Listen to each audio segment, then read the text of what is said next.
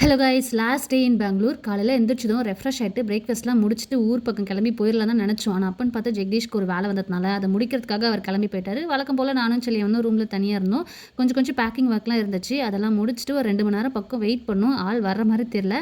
அப்புறம் நானும் சொல்லியும் செக் அவுட் பண்ணிட்டு வெயிட் பண்ணிட்டு இருந்தோம். அதுக்கப்புறம் ஒரு வழியாக வந்தார். ஒரு 12 o'clock போல் ஆயிடுச்சு பெங்களூர்லேருந்து கிளம்புறதுக்கே. வர வழியில் கொஞ்சம் சின்ன வேலையெல்லாம் இருந்துச்சு. அதெல்லாம் முடிச்சுட்டு வரதுக்கு இன்னும் கொஞ்சம் லேட் ஆயிடுச்சு. அதில் ஒன்று இந்த டிமார்ட்டுக்கு போகிற வேலை. என்னோட மாமியார் டிமார்ட் போனீங்கன்னா அந்த ஃப்ளோர் மேட்லாம் கொஞ்சம் வாங்கிட்டு வாங்கப்பா அப்படின்லாம் சொல்லி அமைச்சிருந்தாங்க. உள்ள போகும்போதே தெளிவாக பேசிட்டு தான் உள்ள போகணும். மேட் இருக்க செக்ஷனுக்கு டேரெக்டாக போய் மேட்டை வாங்கிட்டு பில்லை போட்டு ஊர் பக்கம் கிளம்புறோம். வேறு எதுவும் வாங்க வேண்டியதில்லை, எல்லாமே வீட்டில் இருக்குன்னு சொல்லி. ஏன்னா ஊருக்கு போனால் அவ்வளோ வேலை பெண்டிங்கில் இருக்குது. நாளைக்கு வர ஜெகதீஷ் கிளம்புறாங்க சிங்கப்பூருக்கு. பேக்கிங் சுத்தமாக ஆரம்பிக்கவே இல்லை. அப்புறம் டேரெக்டாக மேட் இருக்க செக்ஷனுக்குலாம் போயிட்டு குவாலிட்டி செக்லாம் பார்த்து ஒரு 4-5 மேட்டை வாங்கிட்டு பில்லு போடுறதுக்காக போகும்போது இல்லை எனக்கு சிங்கப்பூர் போனால் இன்னும் கொஞ்சம் திங்ஸ்லாம் தேவைப்படுது, இங்கே கொஞ்சம் குவாலிட்டி நல்லாயிருக்கும், ப்ரைஸும் கம்மியாக இருக்கும் அப்படின்னு சொல்லி ஒரு பொருளை எடுத்து ட்ராலிக்குள்ளே போட்டு கிட்டத்தட்ட ஒரு மணி நேரம் எக்ஸ்ட்ரா ஆயிடுச்சு.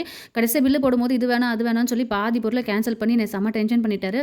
ஆல்ரெடி மார்னிங் பிரேக்ஃபாஸ்ட் ஸ்கிப் பண்ணிட்டு லஞ்ச் டைம் வேறு வந்துடுச்சு. பயங்கரமான பசி. இதுக்கப்புறம் ஹோட்டல் தேடி போய் சாப்பிட்றதுக்குள்ள நம்ம அங்கே கீழே வந்துடுவேன். ஏதாச்சும் வாங்கி தாங்கன்னு சொன்னதுக்கப்புறம் அங்கே பீஸா இருந்துச்சு. ஹாலுக்கு ஒரு பீஸா வாங்கி சாப்பிட்டோம். உண்மையாகவே எனக்கு பீஸா டேஸ்ட்டாக இருந்துச்சா இல்லை நாங்கள் பசியில் இருந்ததால அந்த பீஸா டேஸ்ட்டாக தெரிஞ்சிச்சான்னு தெரியல. செம்ம டேஸ்ட்டாக இருந்துச்சு. நல்லா சாப்பிட்டதுக்கப்புறம் தான் உயிரே வந்துச்சு. நான் எப்போ டிமார்ட் வந்தாலும் இந்த பாப்கார்ன் வாங்கி சாப்பிட்றது பழக்கம். இன்னைக்கு ஃபேமிலி பேக் பாப்கார்ன் வாங்கி ஃபேமிலியாக சாப்பிட்டு வீட்டு பக்கம் வந்து சேர்த்துக்கே ஒரு 5 மணிக்கு போல. ஈவினிங் ஒரு 7 o'clock போல ஹாஸ்பிட்டல் போக வேண்டியதாக இருந்துச்சு. எனக்கு இன்னும் முட்டி வலி சரியாகாம தான் இருந்துச்சு. நிறைய க்ளோஸ் லேடிஸ் ஆயுர்வேதிக் ட்ரீட்மெண்ட்லாம் ட்ரை பண்ணி பாருங்கன்னு சொன்னாங்க. டாக்டருமே வந்து நிறைய டேப்லெட்ஸ்லாம் கொஞ்சம் சேஞ்ச் பண்ணி கொடுத்து பார்த்தாங்க. ஆனால் வீக்கம் வந்து சுத்தமாக குறையில. அந்த ஸ்வெல்லிங் அப்படியே தான் இருந்துச்சு. நடக்கிறதுக்கு ரொம்பவே கஷ்டமா இருந்துச்சு. அதனால டாக்டரே வந்து 2 கால்ல இருக்க ஃப்ளூயிட் வந்து ஒரு 100 ml கிட்ட எடுத்துட்டு ஒரு கட்டை போட்டு வீட்டுக்கு அமுச்சு விட்டாங்க. அண்ட் இந்த 1.5 மாசமா நார்மலா எப்படி நடக்கிறது அப்படின்றதே நான் மறந்துட்டேன். இந்த இன்ஃபெக்ட் ஆன ஃப்ளூயிட் எடுத்ததுக்கு அப்புறம் இப்பதான் கொஞ்சம் நார்மலா நடக்க முடியுது.